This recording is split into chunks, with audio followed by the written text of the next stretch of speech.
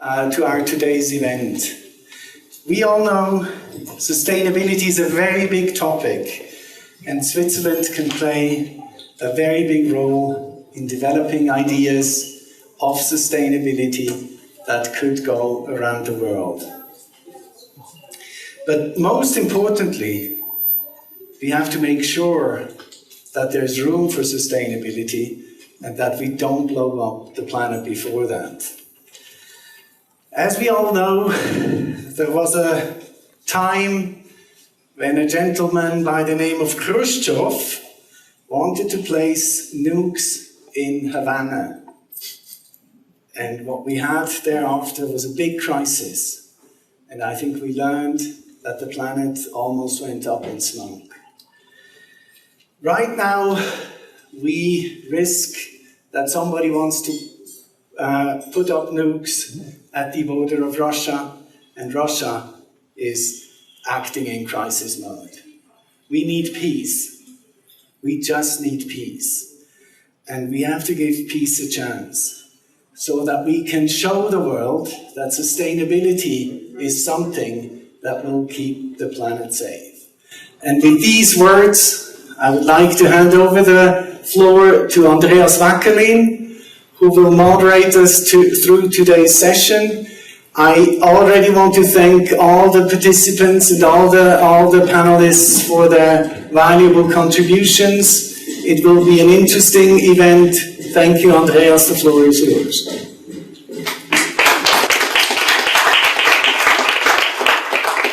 Well, thank you, Urs. Great pleasure seeing so many familiar faces again today in this beautiful setting here in Davos. Today we have a great lineup with some wonderful speakers from all different companies. And what we try to bring is to bring solutions to the issues of sustainability by showing best-in-class practices, some examples from all over the world where we can all learn from. And we will make sure that we have some good time at the end where we have an exciting Q&A as well with all of us here in the room. So with that, I'd like to welcome our first speaker, Daniel Blomer. Daniel is from Alcroma, a global diversified provider of specialty chemical company in performance textiles, packaging, and paper. Headquartered here in Switzerland, the company operates a highly integrated customer-focused platform in delivering specialized performance and color solutions in over 100 countries. Daniel Blomer is Chief Sustainability Officer and leader of the Alcroma Sustainability Task Force. Daniel cares about reducing her impact of her daily life. And as I learned, she's probably more often be found in the train than in the car. Daniel is responsible for all things related to sustainability at Alcroma, including reporting and particularly climate change. Daniel, thank you for joining us. The floor is yours.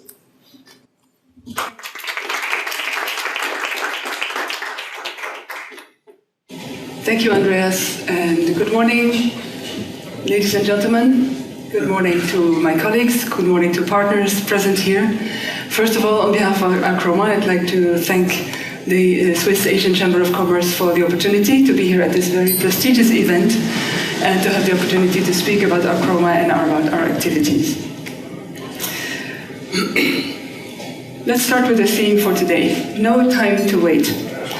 Definitely a very relevant and a very timely theme that you selected. Congratulations for that.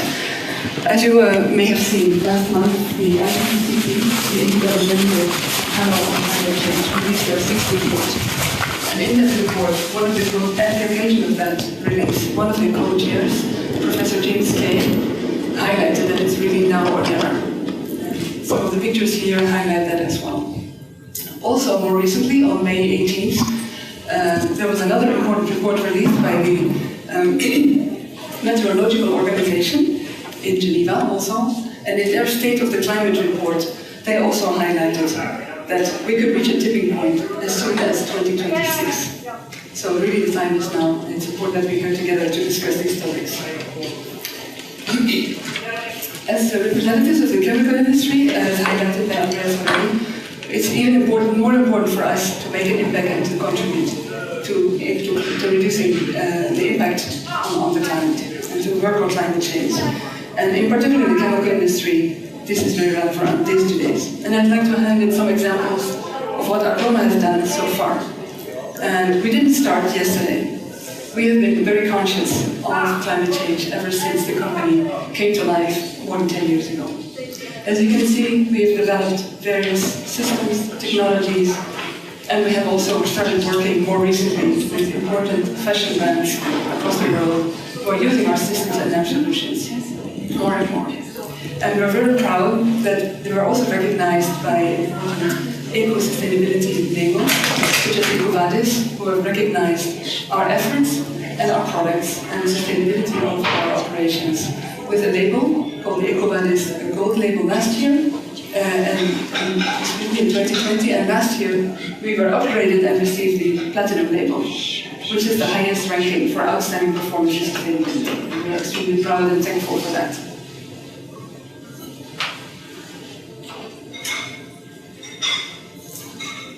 One of the statements what our chairman, Mr. Bereshadov, made recently is that we as a chemical industry can impact with our materials 96% of the production worldwide. And that not only gives us the opportunity to make products better, but also an important responsibility. And so, as you can see here, our offering spans many, many industries, ranging from packaging to construction to fashion, which is a very key industry for us, and many other applications, including healthcare as well. And what we'd like to do with our vision is really to impact all of these industries as we operate around the world. And one of the things I'd like to highlight is the way we approach this. We call this the Aroma way, which is our philosophy to sustainability and to a more sustainable world. And this philosophy is built around 3 dimensions that you can see here: safe, efficient, and enhanced. It's our nature.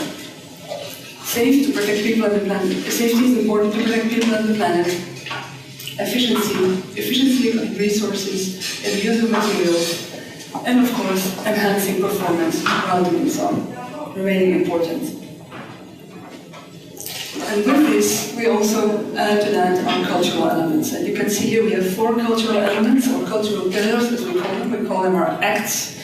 And they are accountability, customer focus, teamwork, and speed and simplicity. And these together build a very solid foundation, we believe, to develop sustainable solutions and to be a reliable partner for our partners in the industry. But this foundation is not sufficient, of course. We have to do much, much more. And this page here tries to summarize all the other actions that are necessary to drive sustainability forward. So it's not just about a solid foundation, safety and efficiency, but there are many other actions needed. Starting, of course, with keeping, building and maintaining very important operational safety and occupational safety, and we are already a leader in this area. Then, of course, quality and compliance in our operations, but also safety of our products. And then from there, we work on transforming our business, making our business more digital, working on tools for our customers, on platforms to access information 24/7. We work on process and resource optimization every day, data governance, and of course, last but not least, we work with partners on innovation. And we also embrace diversity and inclusion, which is very important to get opinions from all of our constituents and all of our stakeholders. We also work on stakeholder sensing. Stakeholder sensing for us means annually getting the inputs on the needs and the expectations from our stakeholders. We do this through so-called materiality surveys, which are also part of our sustainability reporting.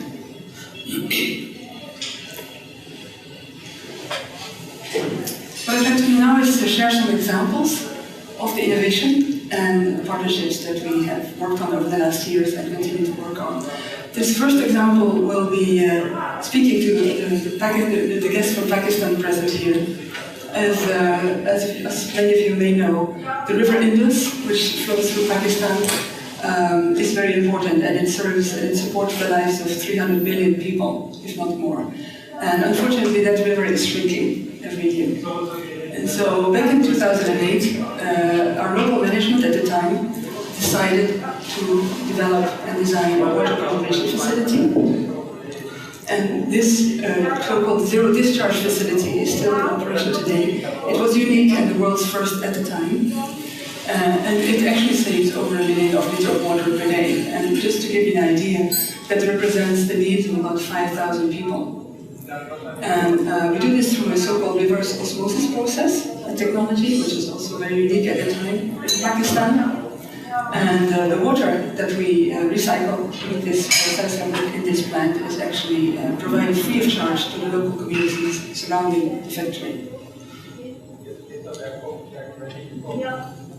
Another example is what we call our system selling.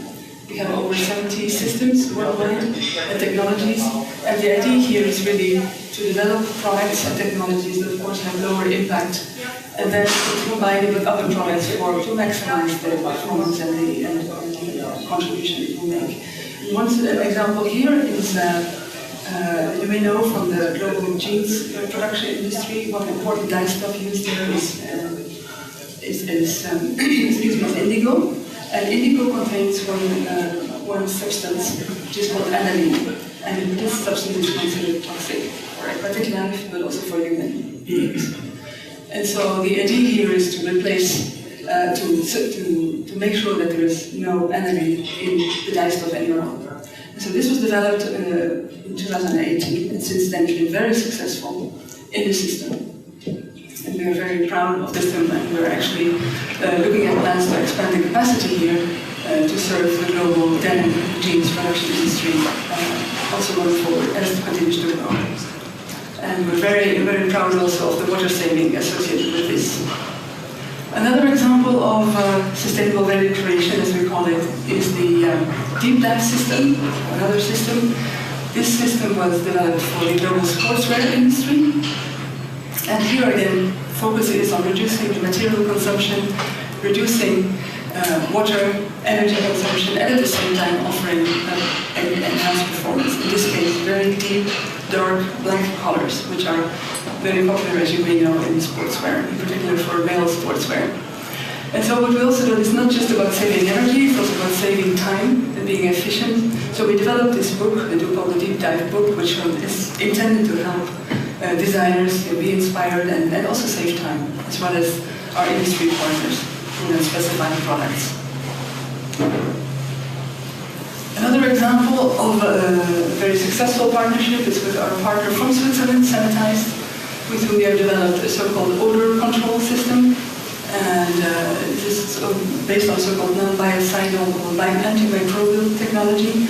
It basically captures bacteria and prevents the buildup of odor over time. And these are then washed out with wash cycles. So thanks to our partnership, also a very successful example.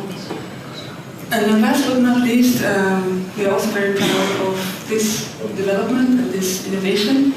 It's called Earth Colors. And Earth Colors is a range of natural dyes based on foodstuffs, non-edible food and plant waste, such as nut shells, for example, or almond shells.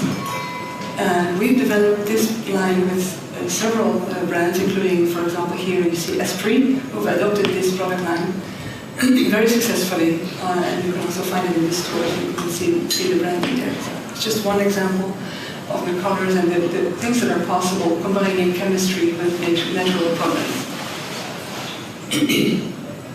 So with that, coming to an end of the presentation, I'd like to highlight that there are still many challenges for all of us, and for us as the chemistry.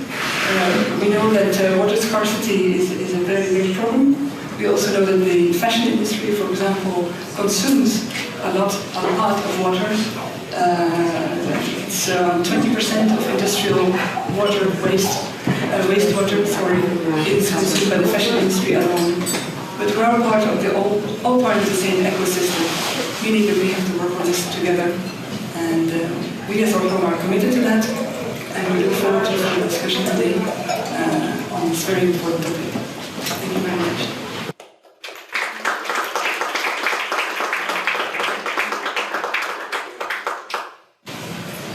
Thank you so much, Daniel, for your inspiring presentation. Thank you. I'd like to welcome our next speaker from Tide Ocean, and Matthias will present to us about the philosophy of the company and what the company likes to achieve. The company is there because oceans are suffocating with plastic pollution. Solutions are urgently needed, and this company has a clear mission and vision to address this. Matthias is the Director, Media, Partnership and Communication of Tide Ocean, and an author and journalist. He's, as I learned, still writing his next book, right? And we are all very much looking forward to your presentation on how can we help to save the ocean. Thank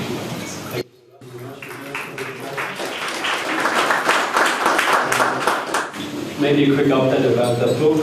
I put it on side to work on this project, which maybe is a little bit more important. So, as Andres told you, we're working on ocean plastic issue, and I want to give you a brief overview of how we do that. Just one fact that I always find very impressive.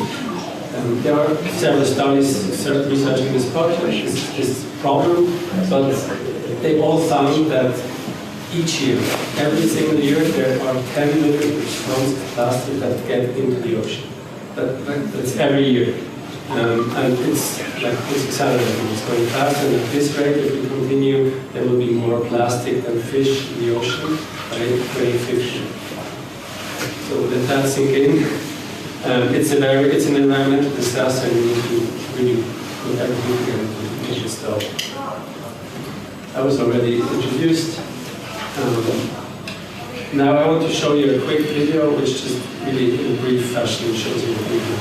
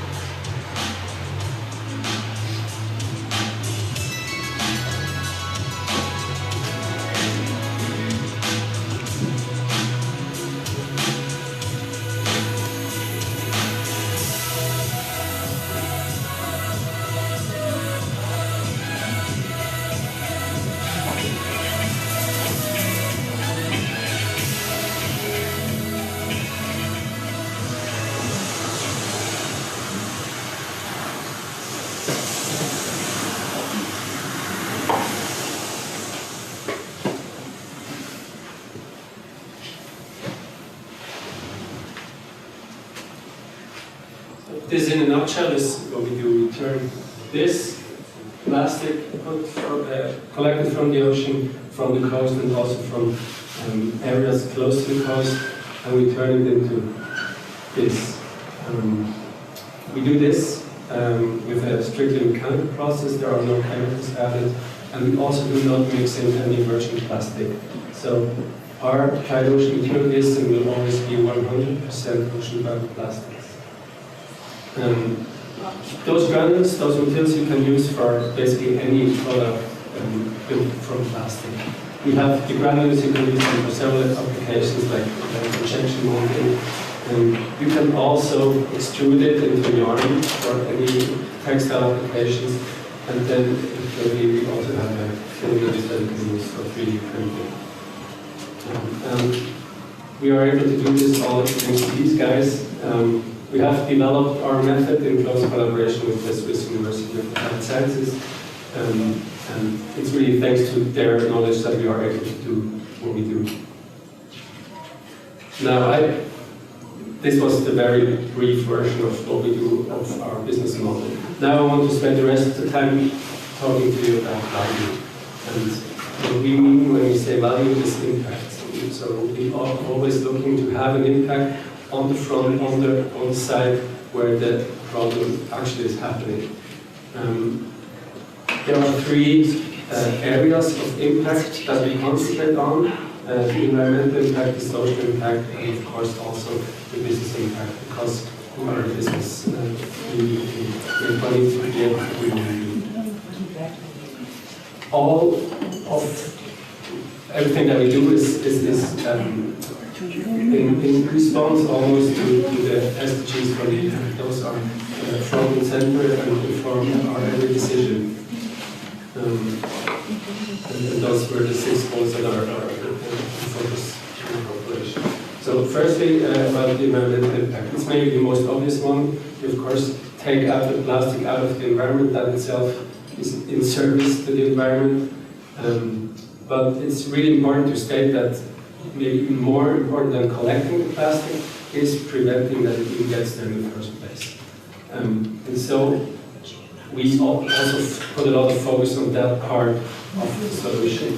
Just to give you one simple example, this is one of our collectors. His name is Palina. He's a fisherman in Thailand, in the Andaman Sea region.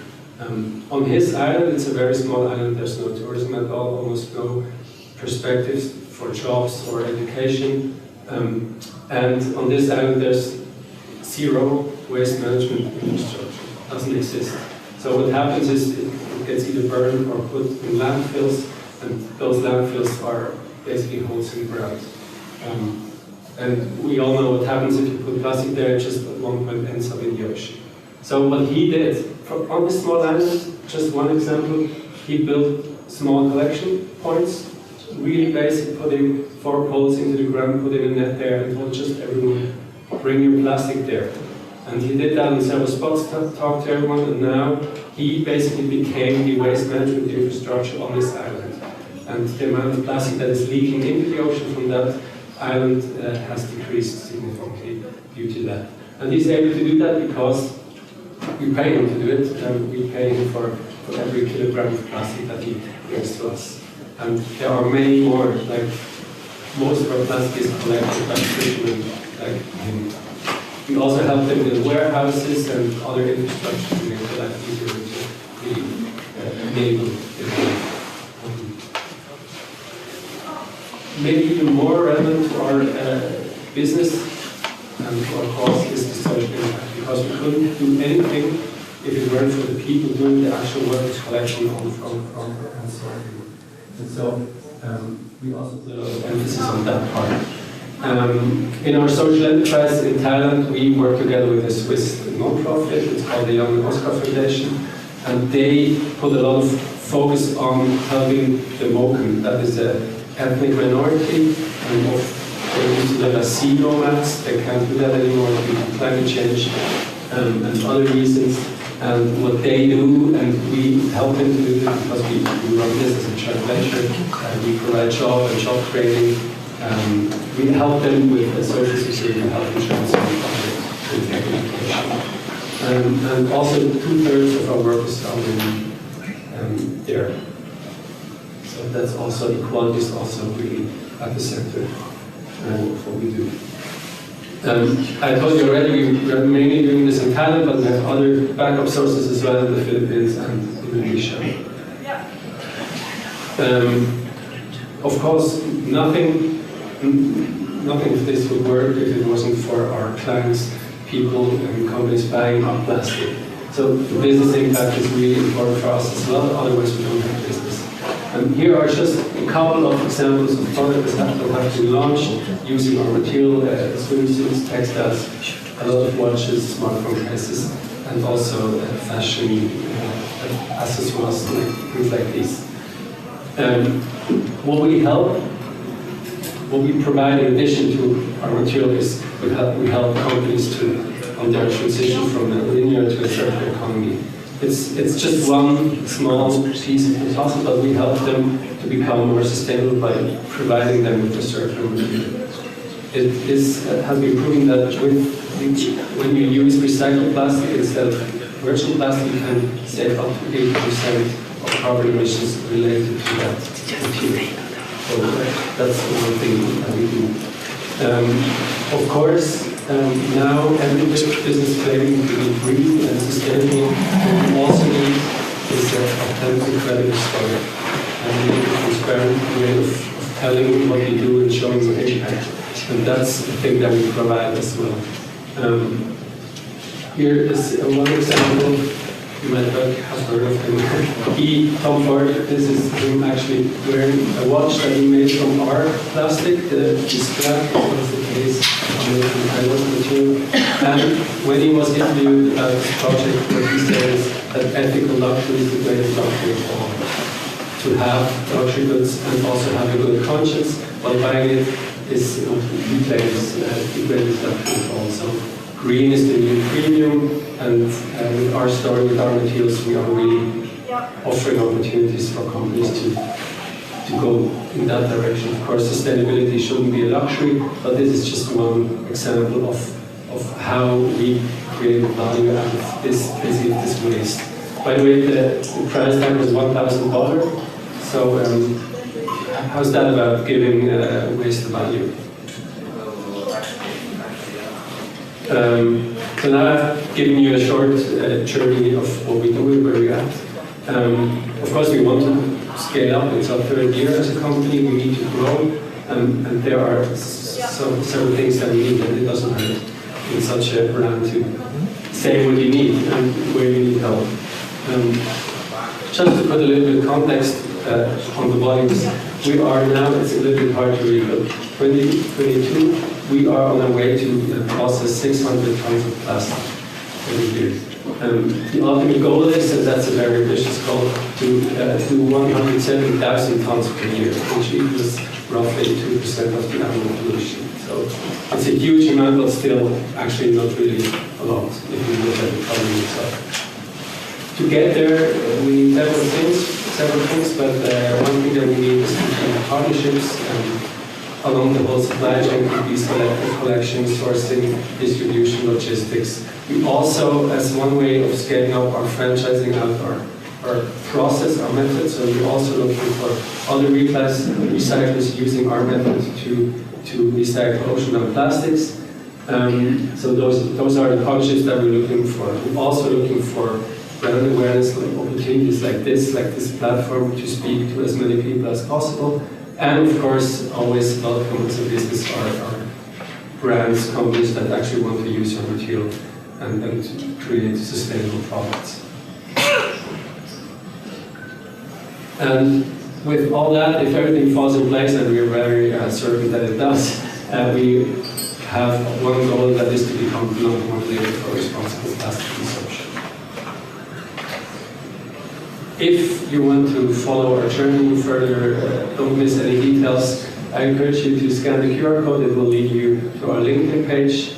We post regular updates there. There are other channels, of course, our website, Instagram, or you could just get in touch with me directly. This is my email address. Thank you so much for listening.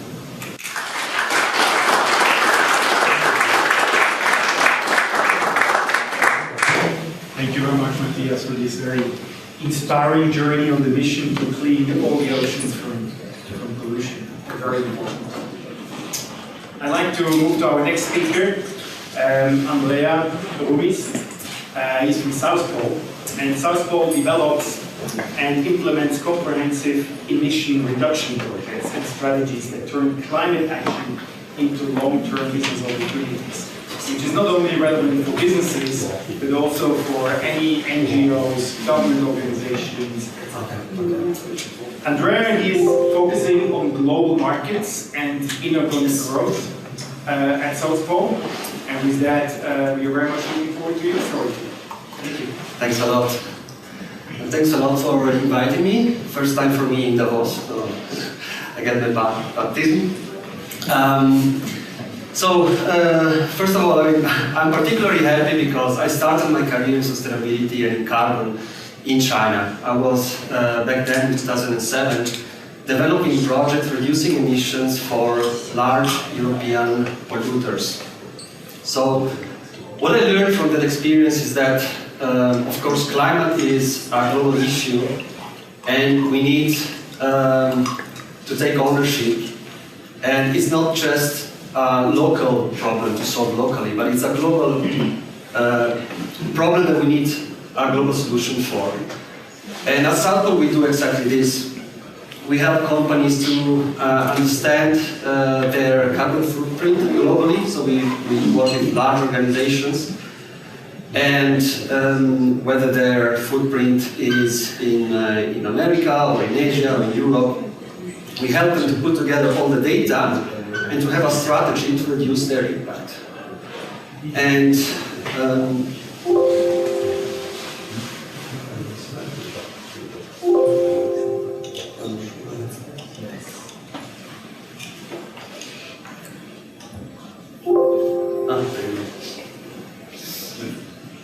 okay, good. So when we talk about climate, science is clear. So we need to reduce our total emissions below a certain threshold. This threshold, if we get over it,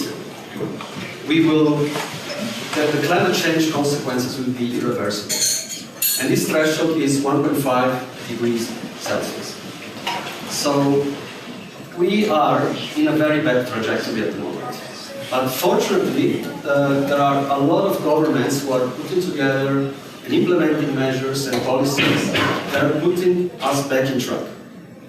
Back in track means it's not enough though, because we need also the private sector to take leadership and do more. At the moment we work with governments to design this carbon pricing, carbon market initiatives to reduce emissions of regions. We also work with private sector companies and we help them to achieve their science-based targets.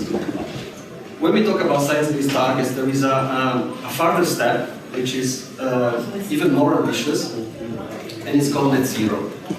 And net zero, for those who are not familiar with the term, it means... There is another toilet, right? I guess.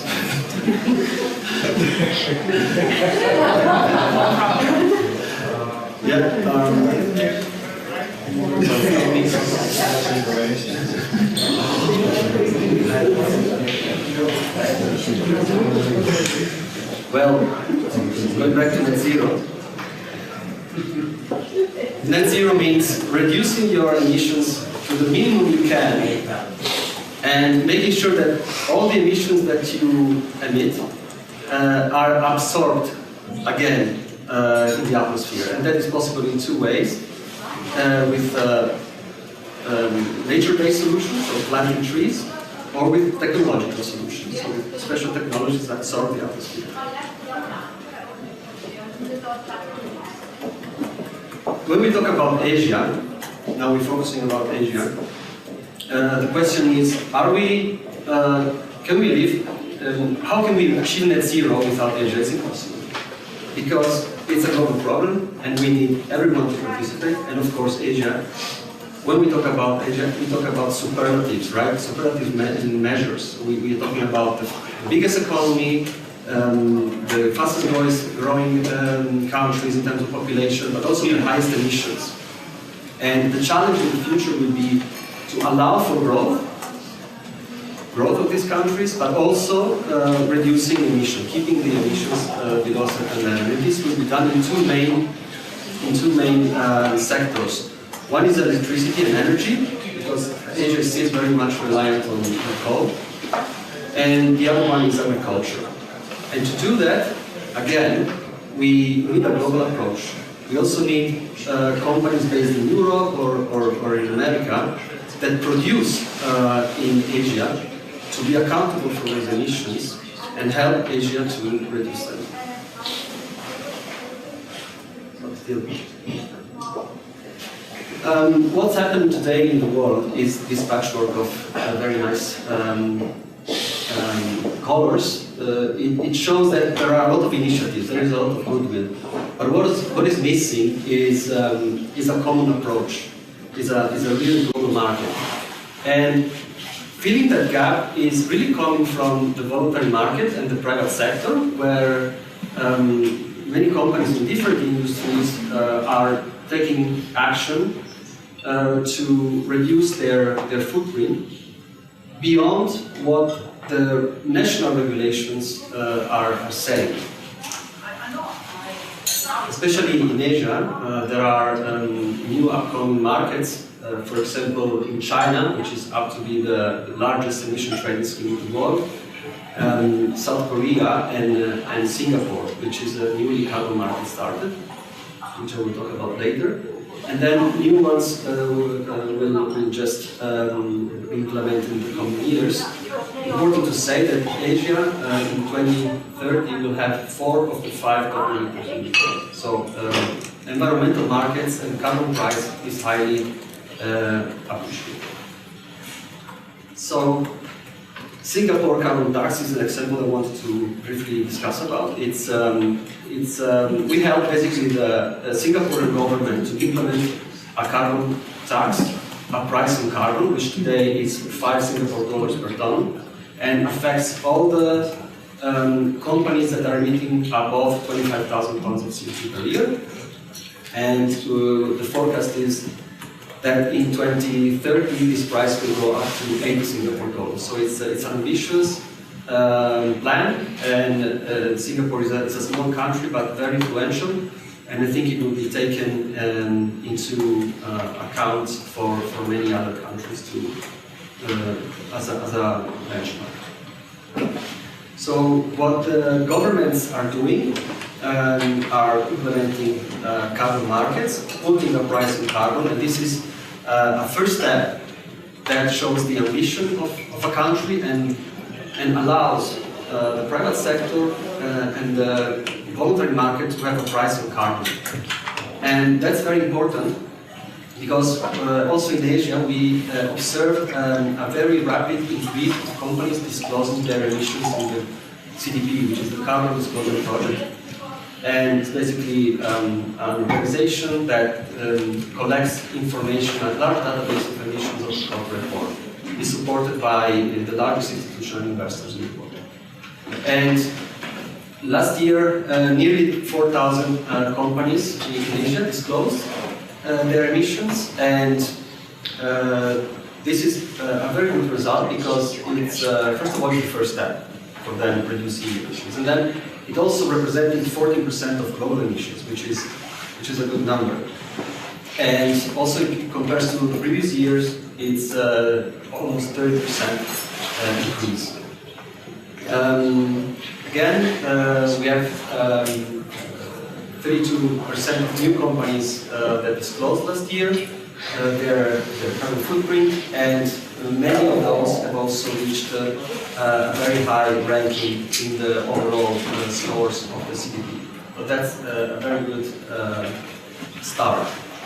It's a good start, but it's not enough, because as you can see here, while many companies disclose their emissions, not many companies have still science-based targets in place, and not many have a net zero target. So there is still a lot of work to do. And why companies should engage and take action? Now the question is government helping? Is the main trigger? The answer is no. Now the markets are really moving fast.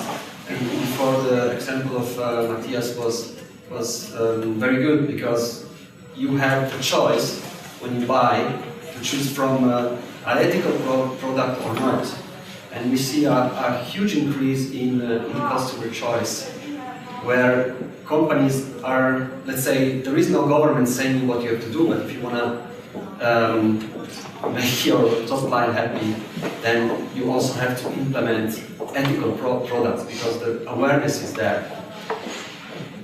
So wrapping up, I think again it's a global problem. It's the biggest challenge we have today, climate, and to solve it we need a global approach.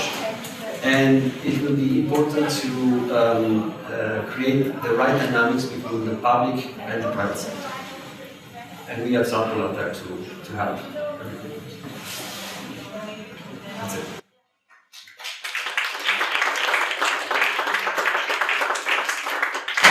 Thank you very much, Andrea.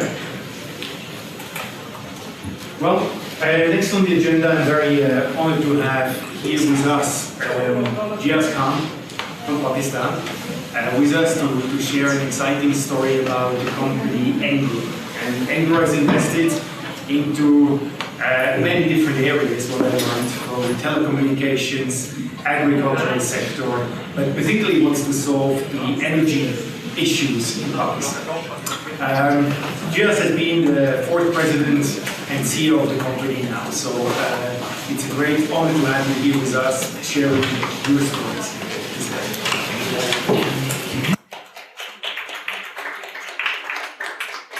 Thank you very much. Good morning, everyone. Well, first of all, I would like to thank the Swiss Asian Chamber of Commerce for inviting me to this event to discuss this very, very important subject. And it truly has been a learning experience just sitting here and listening to my colleagues who came before me. Just before we get into the subject, I want to give you a quick background and history about our company. It was it was almost 6 decades ago when natural gas was discovered in Pakistan, and that's what led Esso from United States to come and establish a fertilizer plant. Esso later on became Exxon, and it was in the late 80s when Exxon decided to exit from all fertilizer businesses globally, and that's when the management of the company bought the shares from Exxon, and that's how Engro was born.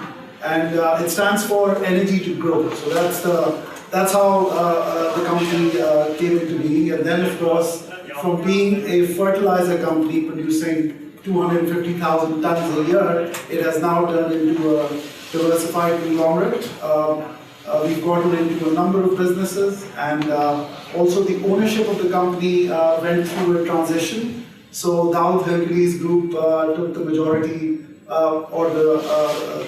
became the sponsor shareholders of the companies in the late 90s, and Mr. Hussain Daud, who I saw a while ago, both became our chairman. And the reason why I'm introducing him here and his wife, Ms. Kulsum Daud, is because they've been coming to the World Economic Forum for almost 3 decades now, and have been flying the Pakistan flag, and now very rightly have convinced us, the rest of the team, to come here and experience the same learning which they have been passing on to us for so many years.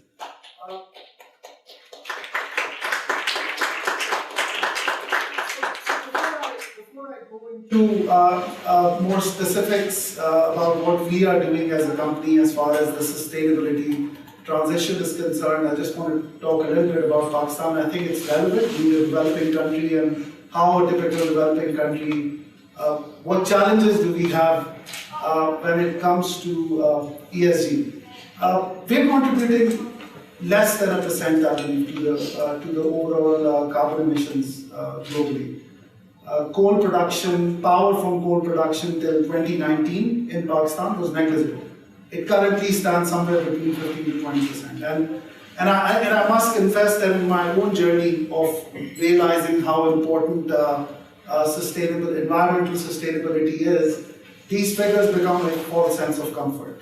Hey, we didn't create this problem, so we probably don't need to move with the same sense of urgency. But the truth of the matter is that Pakistan is in the top 10 most vulnerable countries when it comes to climate change. What you mentioned about the Indus River, it's feeding hundreds of millions of people. We're a population of 220 million people. 40% are employed in the agriculture sector. It accounts for 20% of our GDP. we don't have a very sound and a robust healthcare infrastructure. And we have very dense population in urban areas, so water becomes very important. How we handle epidemics becomes very important. Water diseases. So these are all challenges that we face. And now, most recently, I'll quote a few examples. One of the cities experienced its highest ever temperature in 6 decades. That was the city of Jacobabad, 49 degrees centigrade. 40% of the entire mango production this year is likely to get impacted, and 20% of wheat. Now, we've been talking about the global crisis of wheat with respect to the Russian-Ukrainian war. You can imagine that for a developing country like Pakistan, how big of an impact that will have. So, bottom line being that we can't, companies like us or people like us as Pakistanis, we can't be in that zone that, hey, we didn't create this problem, so we're not going to do anything about it. We absolutely cannot do it. What role are we playing as a group, and why? Starts off with a very basic moral argument that we're the citizens of this world, and it is a global issue, and hence we have to raise our hands and play our part. We've been blessed with success in our country, and as a result of that, there are lots of companies which look up to us. So how we act, how we react, will have a chain reaction. Like I said, God has been very kind to us. We're a company of 20,000 people, and as they say, that with great power comes great responsibility. So that's important. But thirdly, a point that you mentioned, that it is a business imperative as well. We want to grow as a company which increases its share of products and services in the global marketplace. We want to go invest in other marketplaces apart from Pakistan. And it's clear that we cannot be globally competitive unless and until we have ESG at the heart of our strategy. So, in this, with that in mind, there are lots of initiatives that we have undertaken, particularly on the environment side. We planted about 1 million odd trees. We've gotten into an arrangement with the WWF and the government itself to cover 50,000 acres of land with the trees and do the forestation over the next 10 odd years. On the social side, we've trained approximately 4,500 farmers. We have treated about 400,000 patients, and all these in areas where our businesses and plants operate. On the governance side, we've signed up with WEF and we could adhere to the highest levels of transparency when it comes to our own sort of controlling our own emissions. And so these are the things that we've done, but looking forward, the biggest change that we've brought about in our philosophy is that ESG now sits at the heart of our capital allocation decisions, which wasn't the case before. We would look at business opportunities, we would look at returns, we would look at the impact of that over the economy, over the country, but not really have a consideration for ESG. That has changed. So fundamentally, how we will allocate and reallocate capital is going to be driven by ESG. We've also committed that 30% of our leadership team by the year 2026 will comprise of females. Just to put things into perspective, 2 years ago this was 0. Now it's standing close to 10%, and we want to take it to 30%. At the boards, it is a much better story. The board of Anglo Corporation out of 10 has 3 females, 3 women on it. So there's a lot that we need to do as a company, as a country, and I think it's events like these which provide us the opportunity to learn, because I think we're all learning, and it's great to have people around us over here who we can all pick up from. Our Karoma, being a large company, there's a lot that we can learn. I'm sure we can, being a plastic producer, and with our ambitions of contributing to the waste, plastic is not the issue. It doesn't have an alternative. It's a wonderful product. it's how we manage the waste, which is the real issue. And would love to engage with people like yourselves and at this great event which has given us the opportunity. Thank you so much for inviting me here.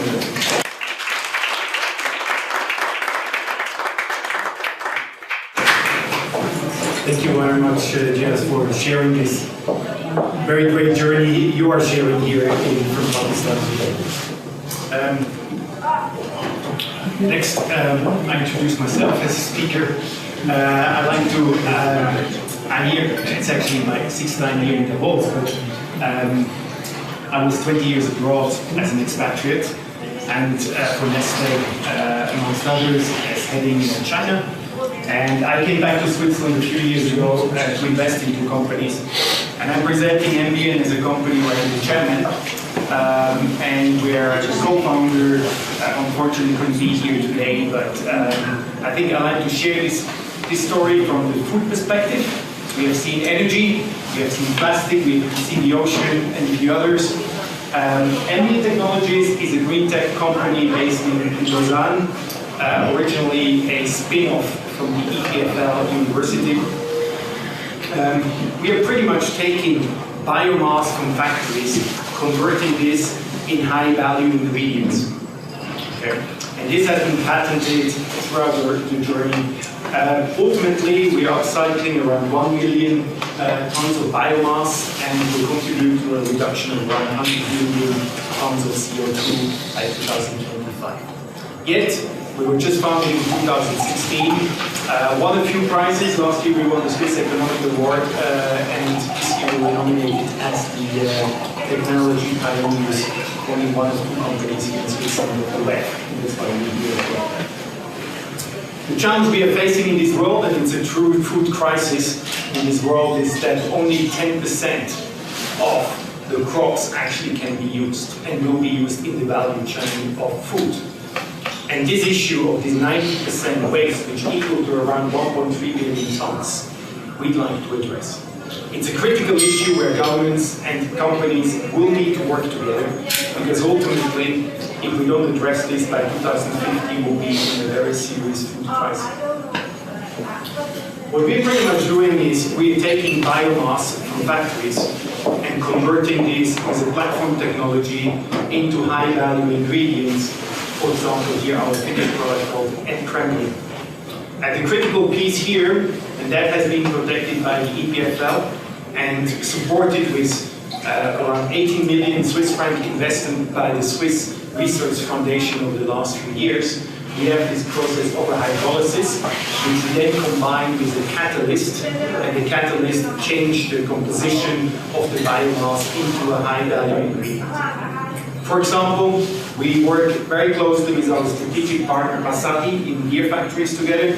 We take their biomass from their factories, convert it ultimately into Premium, which then goes back into the human nutrition and animal nutrition value chain.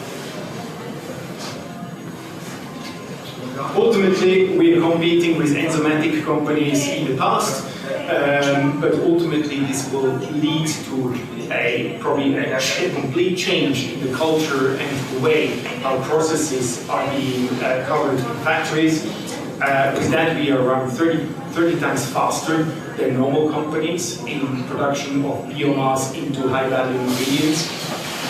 And that helps us to not only simplify the process, but ultimately gain these substantial elements of biomass reduction and CO2 savings over the next coming years. Our pipeline, as mentioned, we work with companies like Asahi or other big food and animal nutrition companies. We take their biomass, convert it, and then use it in animal nutrition, food and beverages, nutritional supplements, and as well cosmetics, where we're working with companies like Louis Vuitton and others, L'Oreal, in order to make natural cosmetics as well possible in the future, used from biomass reduction. You see the different elements here. We're still very much in the early stage of getting approvals, but all the IP protection has been done.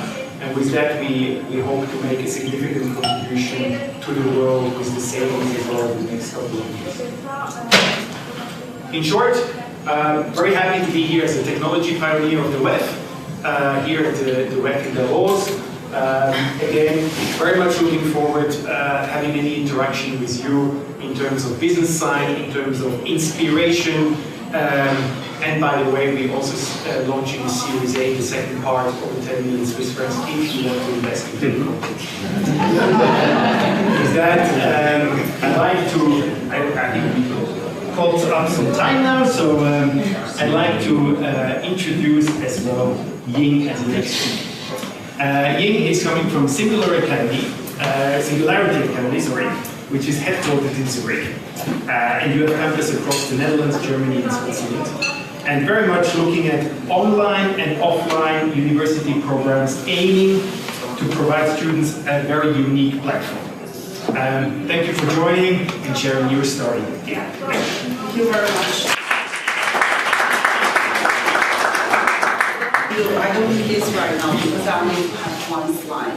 So very happy to be here. This is my many years of the live participation, and then I find out that on this street of the Davos, the slogan is changing every year. So in the beginning, I remember I often see that, we have to be globalized, and we have to be internationalization, and then afterwards become like we have to be innovative, and now we have to be sustainable. So as a professor who worked across the world in different universities, I often ask myself, what is actually our goal as a humanity, as a human beings on this planet?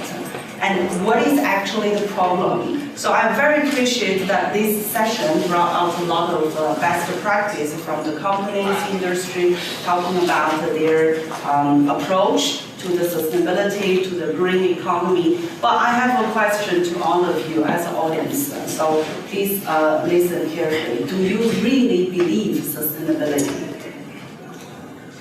And do you really think that by 2030 or 2050, the whole world will achieve to the green economy? So what is the point we sit here? What do we talk about? That is actually the biggest question as an educator and also as a scholar, as a researcher, as a professor across the world. We're often asking that why we are still following the traditional education system where we trained the mass talents, so-called human capital, who still serve the state shareholder-based companies. You know, I remember my colleague here mentioned that in terms of social impact, environment impact, and then you also need to achieve the business impact. Otherwise, I'm sure the shareholder won't be happy, right? But in the university, we teach kids, we teach from the 0 years old growing up and to the university, we teach kids how to make more money and how to sustainability-based making more money. And then if you go to the curriculum carefully, you find out all the curriculum is still about how to make more money for the shareholder. And sustainability is just adding up on very, very little portion of the curriculum among all the package. That's really side. And if we go to the companies, corporates, and industries, we find out that do you really think people who work on the sustainability department, who is the director of sustainability, really is kind of the board member in the company, in the group? I believe you're not the board member of the group. So how can we achieve sustainability? So if we want to achieve that, we have to ask, what is actually the sustainability? Is that only the green economy? Is only the circular economy? I often ask my colleague, I said that why there is no circular society, only circular economy. If we talk about economy, we are basically talking about capitalism-based economy. So it's a shareholder-based economy, right? Am I right? Do you agree with? Yeah. So if we think about this loop, in Singularity Academy, we have several projects and supervising PhD students, master thesis, and we find out this kind of confusion coming not only from normal corporate staff, but mainly from the government staff. I often been asked by the government staff how to achieve 2030 net. And I said, hey, you're the government staff, you ask me. And then if I go to the executive education about sustainability, I ask around, I say, who is from the government? Nobody. But the power is in the government. You see my point? So we are like a little ant and moving slowly on different spots and talking about how to use technology to help the economy, to help the environment. But on the top level, those brains has no brain about sustainability. And that brain is still controlled by the capitalism-based economic power. That's very sad. If I go a little bit further upper, sustainability means that we need to hold and endure our survival and survival. It means that we have to keep our system rigor and keep our system as a whole to resist all the disease. If any disease happened, our diversity could help us to change and to self-healing. But do you think our system able to self-healing? If that is the case, then the war between Russia and Ukraine wouldn't be happening, right? So this is a problem. We only talk about macro level. This macro level is at the middle level, corporate level, industry level, but we not really talk about the national level collaboration. This world is more and more divided by different beliefs, different cognitive thinkings, and who is my friend and who is my enemy. That's why we see that on this street of Davos, the Russian house right now is called Russian war crime house. I was thinking what a joke that wife become not a neutralization organization. That's really sad. That's really sad. And then if we go to the really individual level, the psychological disordered people becoming more and more. I can guarantee everyone sitting in this house, in this room, everyone suffer more and then some degree of psychological disorder. Either it's depression, or it's anxiety, or somehow burnout. And you don't have your life. And I heard from my colleague telling that they have like how many females. I'm very happy. Okay, some of the females sitting on board, some of the females being promoted in the career development. The question would be, if females are very busy in the workspace, competing with men, hunting money, and who is actually educating our kids at home? Nanny. And nanny not be even educated, or grandma, grandpa even not be catching up for this society. So you see that this system is ridiculously diseased, and we are talking about now and never. When I heard about my colleagues said now or never, and I answered myself, I said never. If this system not change, it will never achieve. And we need some kind of kiosk to completely change this system to be an area that humanity is a core. And what is the qualification of the humanity? Humanity, number one, is integrated. Integrated means that everyone that collaborates each other with honesty, with information transparency. In that case, that the companies, governments, agencies, and institutions won't exist because information transparent. In that case means that globalization won't exist because technology can help us to transfer everything, and we can actually farm our plants, our food next door. We don't need to go further to, Pakistan or Ukraine to get food. It means that all the talents and human capital can transfer to each country and without a national border. It means that Russia would be called a crime, and Ukraine would be called another name, and China wouldn't be called something. So this world actually no need the United Nations. And if that is the case, then sustainability can really achieve. Then we have the rigor, we have our system to work out. I give you an example. Some people ask me, how can we achieve that system? I said simple, just follow the body, our human body. We think about Western medicine as a first, that we have a different system, right? We have the digestion system, we have circulation system, we have a breathing system. So every system is a mother or son of another system, which means that you know what is the role of this system in your body and how you look after that.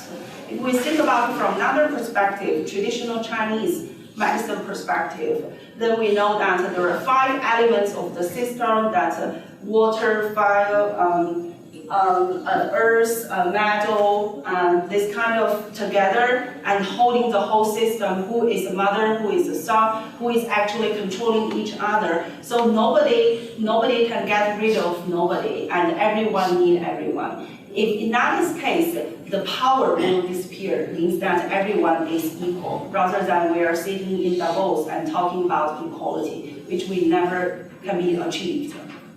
So I would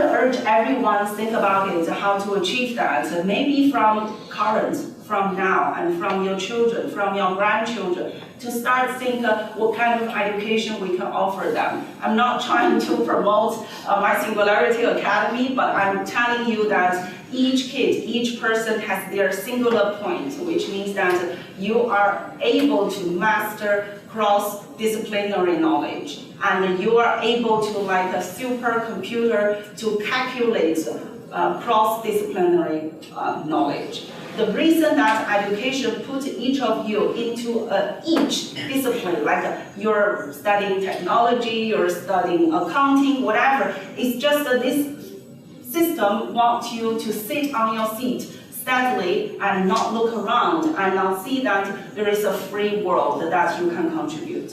So I would urge everyone to start fetching as much cross-disciplinary knowledge as possible, especially for your children, and forget about a luxury product of education. Pay whatever $75,000 to the US universities or $30,000 to the British universities. I tell you, what you are studying in Pakistan, the content is absolutely exactly the same as Harvard University. It's just a different person talking about it. And I'm sure in the future, also already happening now, especially during pandemic, the kids, the students, really not really care about who is teaching me of this knowledge, what degree it is. They care about what content. So portfolio content is much more important than so-called status. As long as we keep this kind of status signaled identification, meaning that we are holding our titles around, then our world is not able to change. So we have to be kind of naked, walking on the street and telling each other, I am the honest human being. I can offer you this value, and you can offer me this value. So we can trade, and we can help each other, and we can communicate to each other, rather than, as information in transparency. That will be the pitfall, and that will be the fundamental problem of sustainability. So I hope it's very short. I hope everyone here will learn a lot from my colleagues, the singular practice, but also think about how can you really change in your family and from yourself and from your community, and forget about so-called nations, so-called like status. That doesn't count anything. So I'm very, very open to any questions, and I'm open to give you advice of your children how to achieve their singular point, and to help you maybe help your company to achieve internationally or locally. That is actually our goal. Thank you.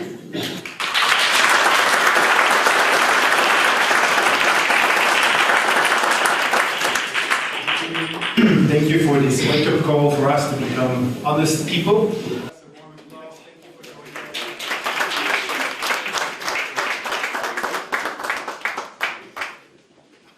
Initiative, I think that's on the plastics. I was a little bit surprised that both of you are somehow in the same business, even different level of the supply chain.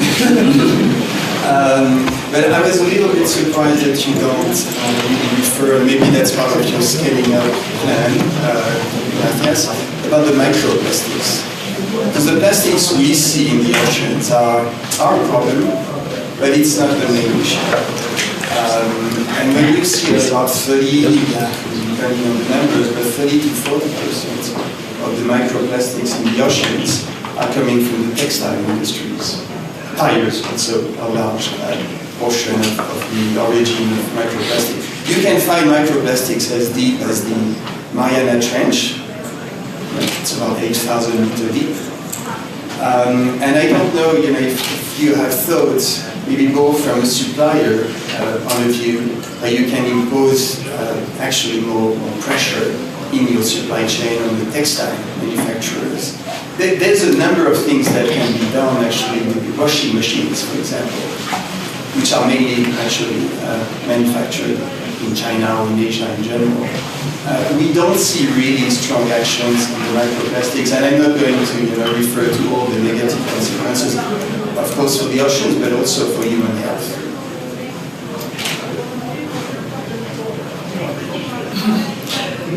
Yes, this is definitely, I confirm and agree that the problem of microplastics is X times larger than bottles in size. We all know about the plastic oceans, west of California and many other places.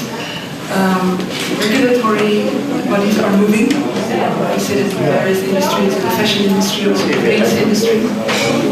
So there is a possibility that regulation will get tighter. I also feel very much what Ying said. It's about educating ourselves as consumers, how we can start maybe limiting our own consumption levels. We have a responsibility as industry, but also as a consumer.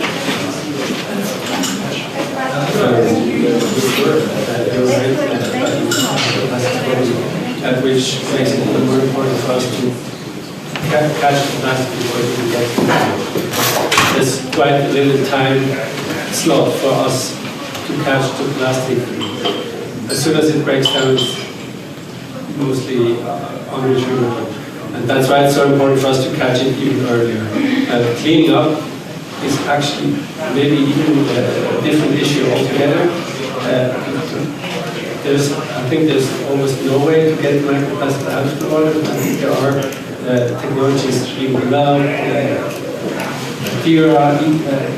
digesting the plastic, things like this. But it's altogether a different issue. What we are trying to do is really prevent that it gets there in the first place. Plastic should be completely circular. It shouldn't be out there in the environment. It should be brought back. The bathing suits I showed you, actually this was a project by alumni, an Italian grant, and they, together with that collection, also established a project of you being able to bring it back to the store so it can be recycled.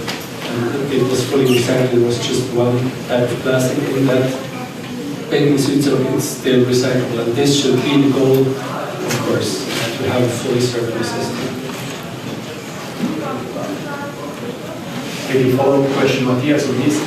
How do you work with governments on this one? I've seen here more like charities, NGOs, right? But do governments play an important role? Sure, they do. They are the ones making the laws. For now, we don't have any big projects, partnership with governments. We are in Thailand. We have some kind of relationship with local governments. But sure, that will be a huge leverage to move the whole ship. We need to give it accelerate the push. It will be really important, and we're open for any kind of contact by governmental agencies to work on the issue.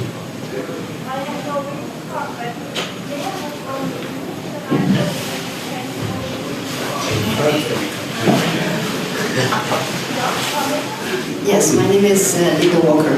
I just wanted to ask you about your program at the University of Lausanne. Do you get financing from the Wyss Institute? Do you work together with the Wyss Institute? Yes, from our side, EPFL is working with certain streams with the Wyss Institute. I happen to study at Harvard Business School here in my MBAs and work there particularly closely with him. Mr. Wyss and the foundation hasn't invested in our company yet because we just had the 18 million foundation by the Swiss Research Foundation. And that was the first grant actually given to the company since 2016. And then we did the first seed round, the first part of the Series A round, and now we're on the second Series A round. So it's certainly a great investor who typically comes in a little bit later stage, typically in the Series B, Series C level.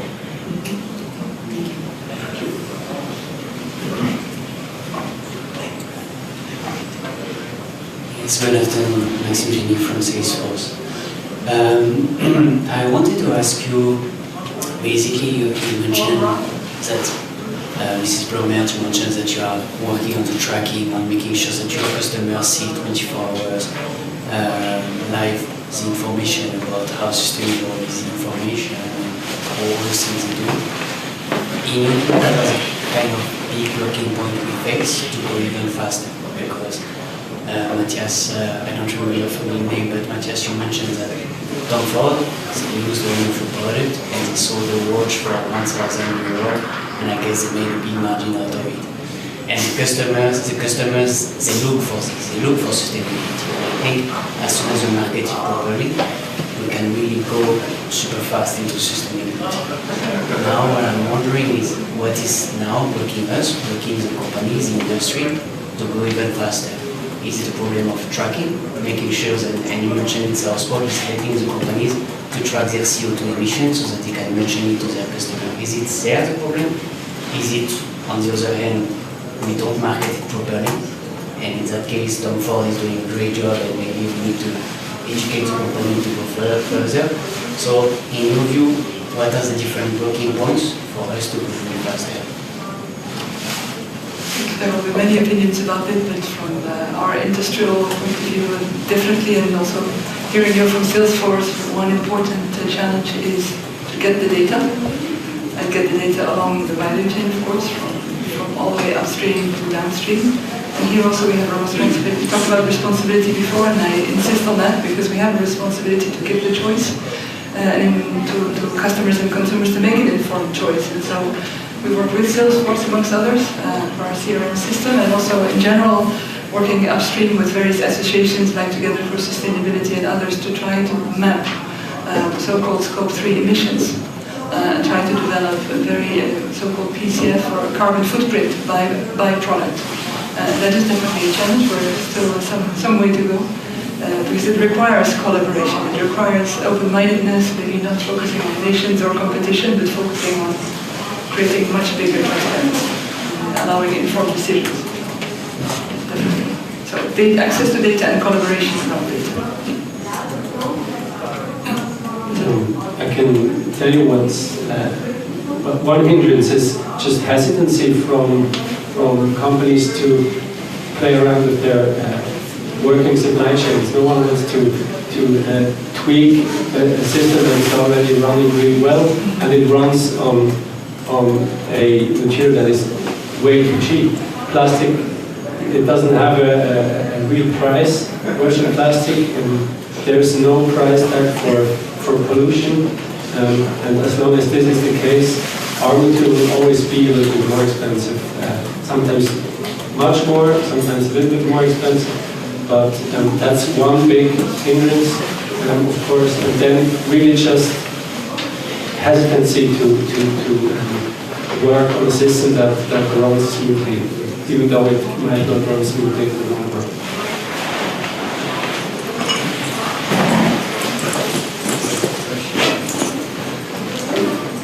Okay. The last speech, I really liked it and moved me. The question is that is it working in the free world? The children are our future, but how do you see with the country which is working only for the Russian unfriendly countries, but Russian-friendly countries, you know, or neutral countries which is not committed to have a, you know, this war? Maybe this is too big topic, but I really feel how can we make it better for our future, for children? Yeah, this is a super big question. I think we can actually talk about it throughout the whole week during Davos. In short version, I would say that if our education not change, nothing will be changed. The current education system we are running now, for example, in Switzerland, in the primary school to the high school to university, is basically exactly same as 60 years ago. You can ask your neighbors.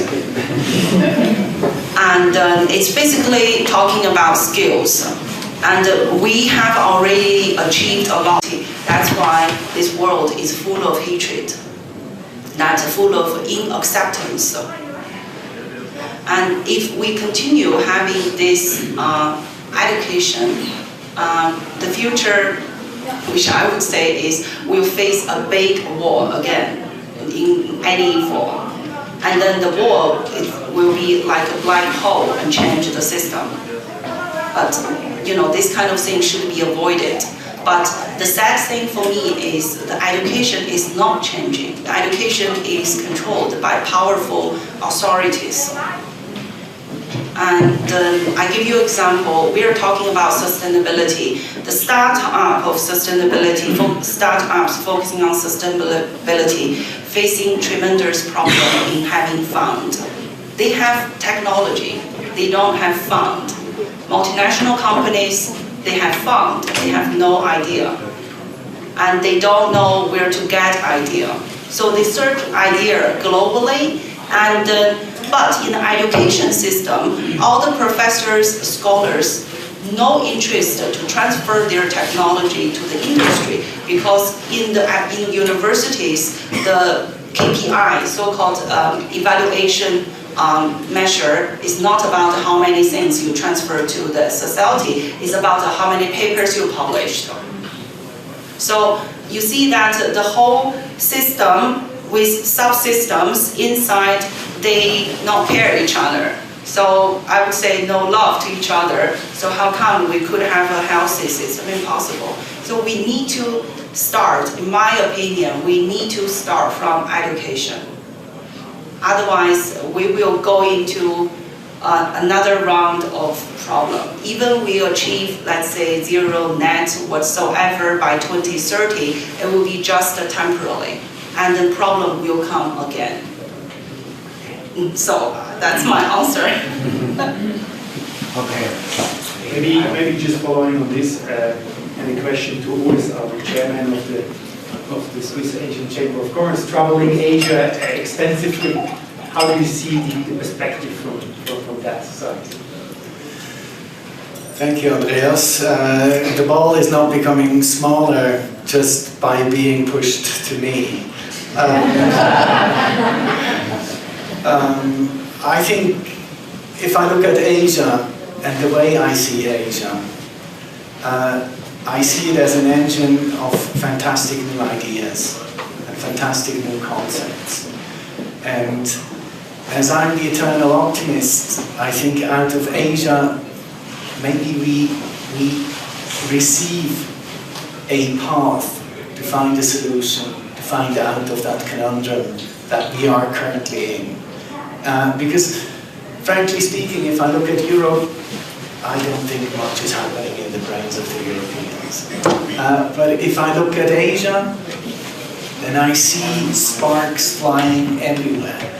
And one of these sparks may bring the solution. Just maybe an additional comment, also a little bit more positive maybe. I do agree with many of the concerns shared. Also in industry, I think it's important to be humble enough to think that we have the answer to work with NGOs, with foundations in Switzerland, for example. With a relatively small organization, but they have specialists in renewable energy, for example. So bring them in-house and work with them, because we can learn from them. Although we are maybe representing major industry, we can learn from those that move faster as we do in some areas. We try to be humble enough. Yeah, my audience. Yeah, go on. I have a question for the lady in white. I know your name. Okay. So you spoke about like Russian background, you spoke about education and the nanny thing, and then you spoke about the status versus content thing. So you almost touched all these sensitive topics, right? And they are both debatable. I have a question that pertains to status versus content thing. I believe the content being delivered by someone sitting in US at Silicon Valley, and the person out there having the level of exposure that he's having is way, like, far more different than somebody in a third world country. So I guess it does matter who's delivering that content and from where that content is coming, the level of exposure that they have, their economies of scale, right? And then you talk, like, you get to learn everything from Google, but again, most of, like, I would recommend somebody going to Silicon Valley, not merely for study, but building the social and the network connection. That's what matters. Like, you know, these days, what matters more is the people that you, going with, the net connections, the social connection that you have at Silicon Valley. That's what matters. So I guess that does matter. Yeah, it does matter in the old system. It doesn't matter in the new system. And then this kind of old system is a fundamental reason separate elite and non-elite, superior and inferior. And that is a reason that divided society into different classes. Why you pay 75,000 to, let's say, New York University or Columbia University rather than pay 3,000 in Pakistan? Because you believe that that title gives you access to the social network, right? So you're basically buying network, you're not buying education. That's what I want to say. And that's wrong. That's really wrong. And then if I use the ethical business to judge what universities right now is doing, I think all the universities, especially the business schools, should be sent to the court, because they are actually providing the false product. They're providing you the social network. They're not providing you the knowledge and the wisdom.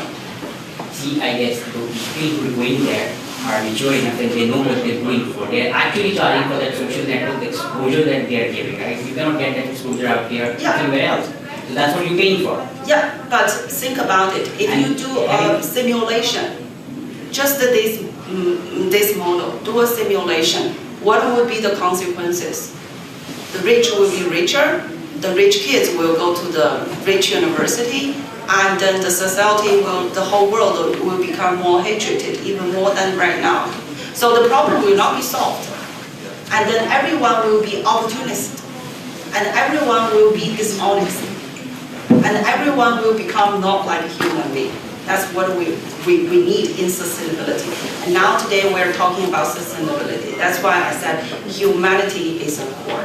And if you use that as a lens to see what we are providing in education, even though I'm part of the education, and then I'm very, very, very, I feel like regret, or I feel like what I'm doing, that's why I quit my tenure professorship in one of the biggest business schools, and I started a Singularity Academy.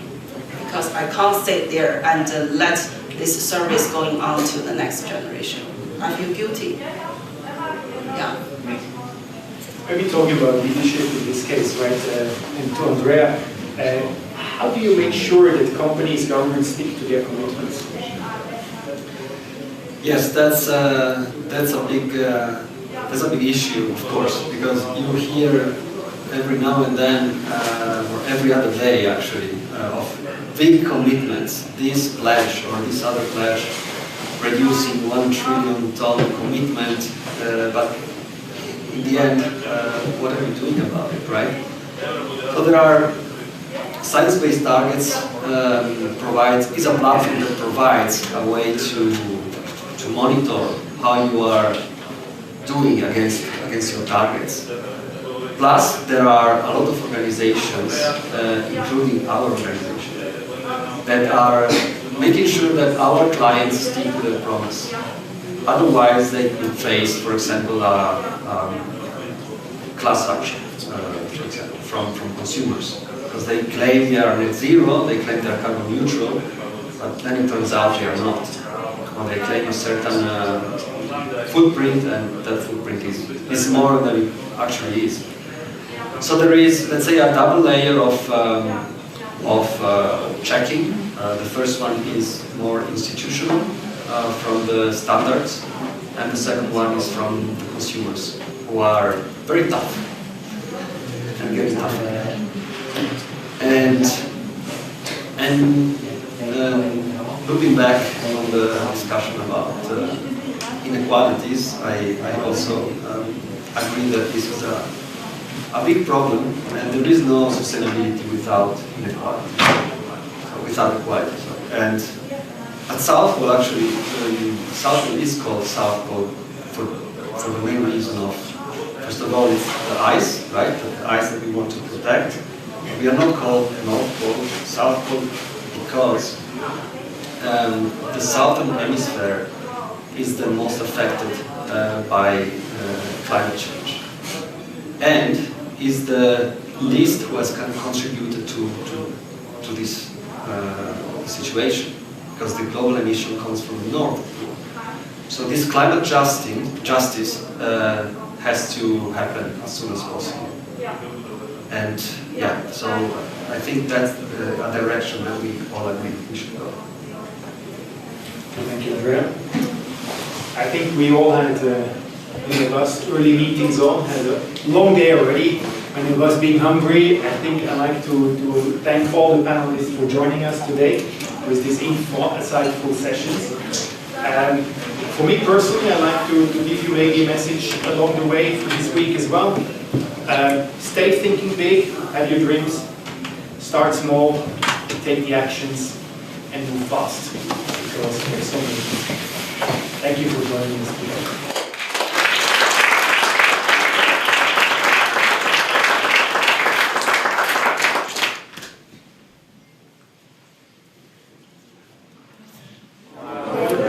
Well, it's great to be back here in Davos. Obviously, the feeling in May is different than the feeling in January. Yet you can feel the passion, you can feel the dialogue amongst the participants. Particularly here in this event, I love the passion of the speakers. Here sharing their best-in-class benchmark examples from all over the world, and then having a very nice and interactive dialogue with all the participants during the luncheon. Yeah, it is a very difficult question right now, because the current system is full of the holes. So in order to achieve the real sustainability centered by humanity, we need to change from the educational system and make education system full of humanity, and take everyone with a singular point, and take them as a singular individualism, and put them into the education with their multiple talents.